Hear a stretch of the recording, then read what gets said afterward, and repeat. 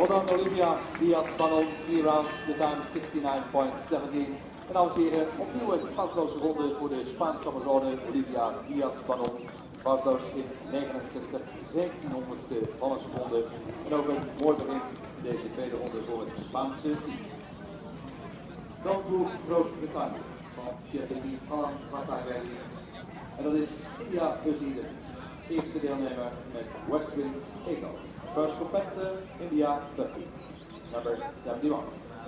Deelnemer was foutloos in de eerste ronde. En Engeland had over de eerste ronde in totaal van 3 schoten.